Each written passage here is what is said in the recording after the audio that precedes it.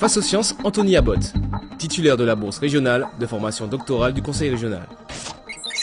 Après un DUT génie mécanique et productique obtenu à l'université de Nantes, il rentre directement en deuxième année d'école d'ingénieur en aérospatiale où il obtient brillamment son diplôme. Il passe ensuite son master et est actuellement en deuxième année de doctorat génie chimique à l'Imperial College de Londres. Et la thèse d'Anthony s'appelle « Cellulose bactérienne et ses applications vertes ». Là, il sera question de sciences naturelles, biochimie, industrie chimique, enfin, plein de choses en même temps. Et curieusement, Anthony m'a donné rendez-vous dans une voiture. J'espère que c'est pas un rencard. Hein. Anthony, tu vas pas me faire coup de la pas de naissance quand même. Pas déjà. D'accord, alors explique-nous ce qu'on fait dans cette voiture. Je t'ai emmené dans cette voiture juste pour te montrer vite fait ce qui se fait couramment dans l'industrie en termes d'utilisation de fibres naturelles dans des applications concrètes. Donc dans cette voiture, on peut noter que les parties de l'habitacle de la voiture sont faites de fibres naturelles et de plastique synthétique. D'accord, alors quand tu parles de fibres naturelles, c'est des éléments qui ne seraient pas nocifs pour l'environnement en fait. Qui sont cultivés et récoltés. Oui, plus simplement des plantes, des choses comme ça. Des plantes. D'accord, très bien. Alors, explique-nous ta thèse. Est-ce que tout ça, c'est un rapport avec ta thèse justement? Oui. Rapport direct, je dirais. J'essaie de développer des matériaux qui puissent remplacer ces plastiques synthétiques. Donc en utilisant des fibres naturelles, des polymères biodégradables. Polymères, ça veut dire? C'est des macromolécules. D'accord. Et en fait, en les assemblant, on pourrait avoir des propriétés mécaniques qui seraient similaires à ce qu'on trouve dans les composants industriels. D'accord. Alors quel type de fibre, toi, tu utilises? J'utilise une grande variété, allant du chanvre, du sisal, de la banane, de l'abaca. Toutes les fibres dites textiles, on peut les utiliser à des fins mécaniques. Alors, il y a une particularité qu'on n'a pas dit avec toi. Tu habites à Londres et tu fais ta thèse à Londres. Eh oui. Comment ça se fait? Je suis parti à Londres, ça fait déjà 5 ans et c'était majoritairement pour apprendre l'anglais et après pour me spécialiser dans l'aéronautique. De l'aéronautique, j'ai divergé vers les matériaux composites utilisés dans l'aviation et l'aéronautique. Et après ça, je me suis dit, divergeons encore vers le biodégradable. Tu sais que tu as déjà l'accent anglais et tout. C'est trop. Mais en fait, faire un doctorat carrément à Londres alors qu'on ne sait pas parler anglais, au départ, c'est curieux. C'est assez frustrant. Après, on se met à la langue et puis voilà quoi. Alors, pour rentrer un peu plus dans ce que tu fais, nous, on ne fait pas de science. Hein. Oui, c'est un peu de la science. On fait de la magie.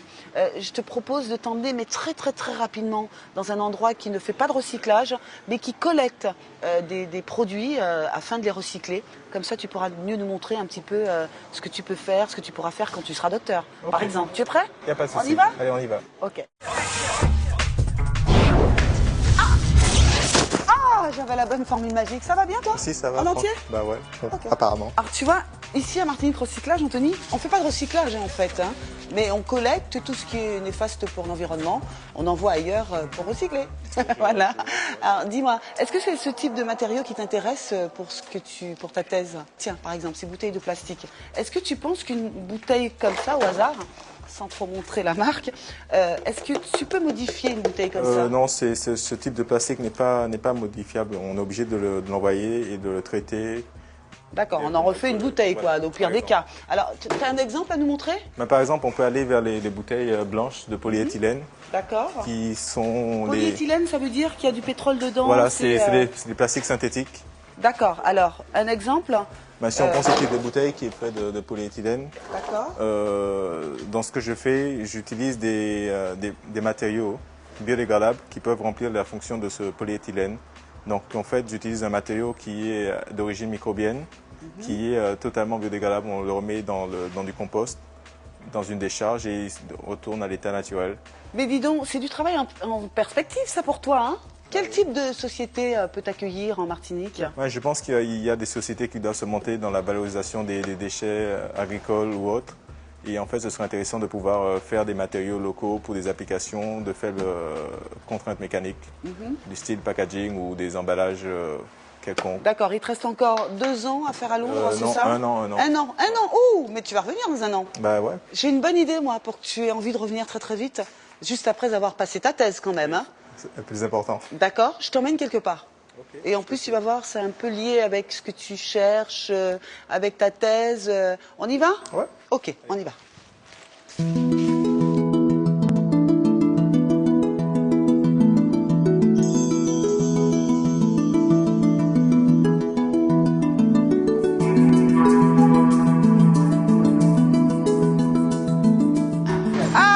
t'as vu? Pur produit local, un bon jus de canne, ça fait du bien, ça, y a pas ça à Londres. Hein. Non, il n'y a pas ça. Mais en tout cas, tu pourrais te servir de la bagasse pour en faire des choses...